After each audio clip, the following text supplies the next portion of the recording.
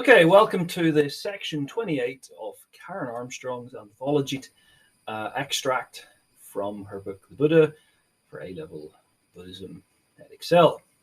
Let's read it. But the struggle was not yet over. Gautama still had to fight those residual forces within himself which clung to the unregenerate self, life, and did not want the ego to die. Mara, Gautama's shadow self, appeared before him, decked out like a Karavati, a world ruler with a massive army. Mara himself was mounted on an elephant that was 150 leagues high. It had sprouted 1,000 arms, each of which brandished a deadly weapon. Mara's name means delusion. He epitomized the ignorance which holds us back from the Enlightenment. Since, as a Karavati, he could only envisage a victory achieved by physical force, Gautama was not fully enlightened, so he tried to respond in kind, seeing the virtues he had acquired as defensive weapons, as a word or as a shield that would destroy this deadly army. But our author continues, despite Mara's power, Gautama was sitting in the unconquerable position, proof against such vulgar coercion. When Mara hurled 9 fearful storms at him, Gautama remained unmoved. The gods who had gathered around to witness Gautama's attainment of Nibbana fled in terror, leaving him alone. When men and women seek salvation in the Buddhist view, they can expect no divine support. So let's have a look at this. Is Armstrong quoting a late source using a psychologized, therapeutic interpretation of the Buddha's battle with Mara and syncretistically conflating Christianity and Buddhism's soteriology? What does she say? But the struggle was not yet over. Gautama still had to fight those residual forces within himself that clung to the what? Unregenerate life.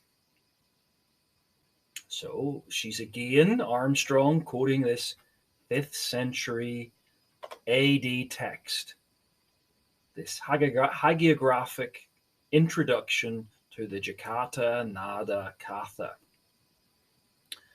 It's language in extremis. She then continues her psychoanalyzed account of the Buddha. Her curious use of the term unregenerate. Here it is, unregenerate. Let's highlight it. Unregenerate.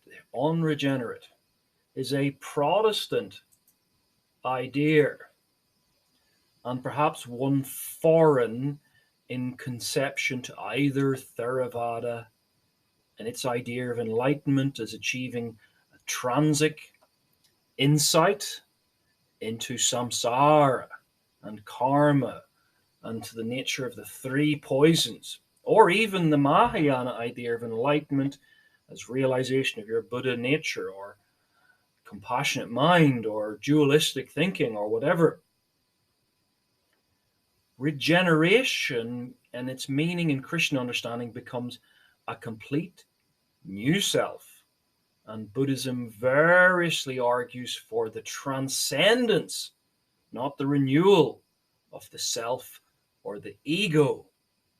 So she's conflating Christian ideas of the goal of salvation and Buddhist ideas. Buddhist ideas is to end the ego, end the self, transcend it, which Christian ideas is to renew and regenerate the self. But she's flattening, she's coercively using both of these. In Christianity,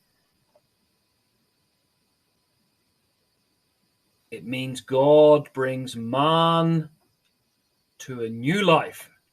We have this phrase, born again. Nicodemus asks Jesus, and Jesus says, you must be born again from a previous state of guilt, Augustine would argue, to a state of innocence.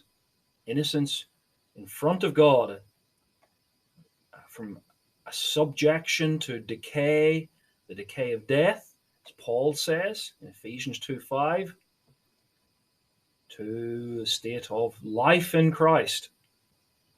Furthermore, there is a sense in which regeneration includes the concept of being born again. Now, that's not a Buddhist conception. It's a Christian one. So what army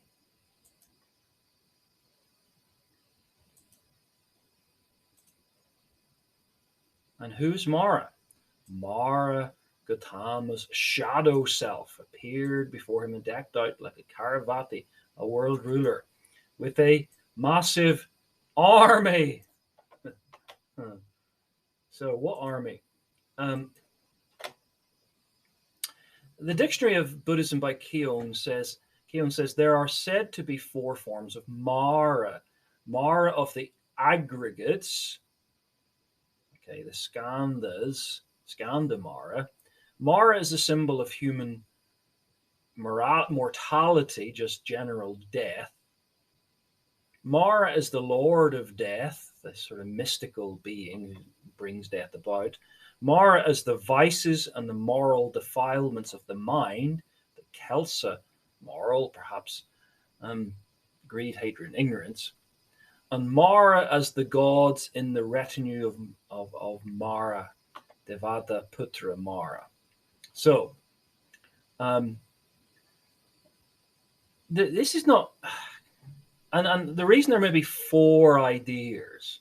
In Christianity, there's an old idea called that we fight the world, the flesh, and the devil. And these are not unrelated things. There's perhaps a relation between these 4 ideas in Buddhism. But Armstrong does not critically engage with the range of ideas about Mara for fear of disrupting her everyman Buddha that she wants us to concentrate on. Armstrong again uncritically uses this 5th century hagiographic with its developed embellishments. A massive army, not just an army. And we'll see one that has an elephant that's 150 leagues high with 1,000 arms, brandishing deadly weapons. That's very, not just hagiographic. It's like the later Gospels in Christianity. This is, a legendary development. Again, Armstrong is using and happily using non-cognitive language that affirms neither the truth nor the falsity of historical claims. We've done this in philosophy, cognitive and non-cognitive language.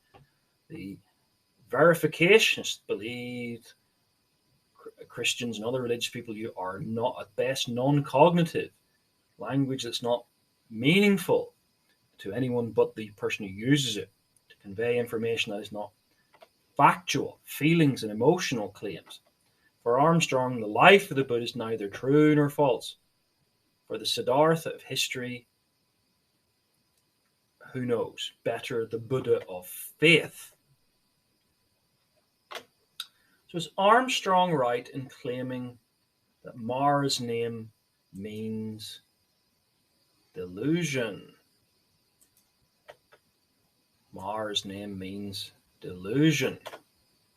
Well, again, she's partially right here, yet there's much more to the name, as we've seen, of Mara that she's just kind of ignoring. In Buddhist cosmology, Mara is associated with death, rebirth, and desire. So it's death, rebirth, and desire. The Theravada Bhikkhu Nana Punki says Mara had described Mara as the personification of forces antagonistic to enlightenment.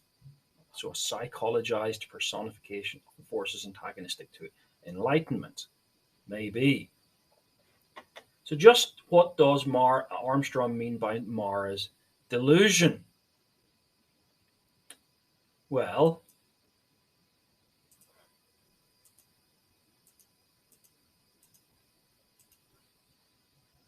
what does she say here? She says,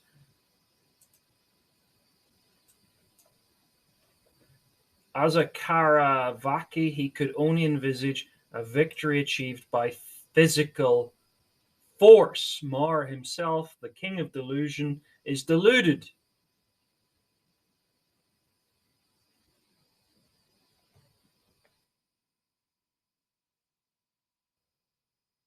So this is partially right, yet there's much more. In the Buddhist cosmology, Mara is associated with death, rebirth, and desire. On the Theravada book in the it says it's the personification of force antagonistic to enlightenment. In the fourth sense of the word, Deviputra Mara, the diva of the sensuous realm, tried to prevent Gautama Buddha from attaining liberation from the cycle of rebirth, but on the night of the Buddha's enlightenment. But Armstrong is then using the word in the first sense in a hagiographic description, but it's non-cognitive language.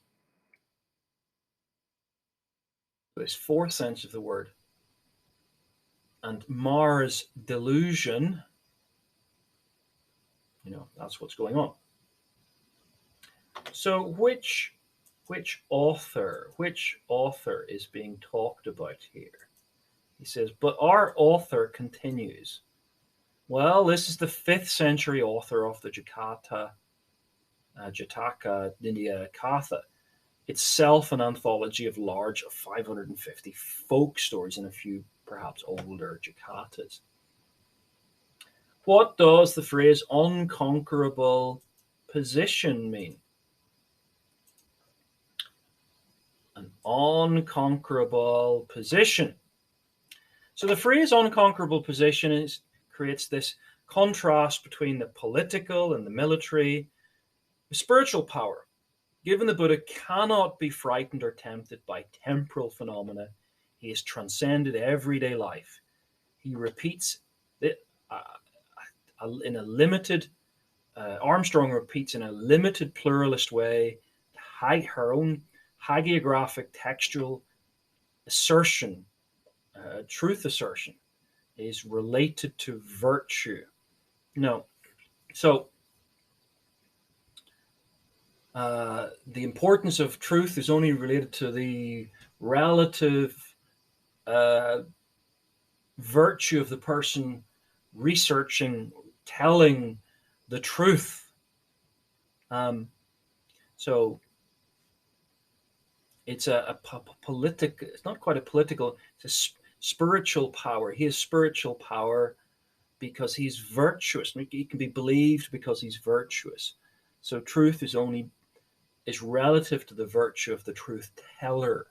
And the virtue of that truth teller, that's really important in today's political life. Unless you can establish your virtue, people shouldn't believe you, it's thought. But is it possible that a bad person can speak the truth? That's really interesting. So does Armstrong make a mistake in her pluralistic, soteriological interpretation? She says the gods who had gathered around to witness Gautama's attainment of enlightenment fled in terror, leaving him alone. While this we can challenge, while it's true that many Buddhists, especially Theravada, perhaps Zen Buddhists, it is exactly what Pure Land Buddhists seek. So this was section 26.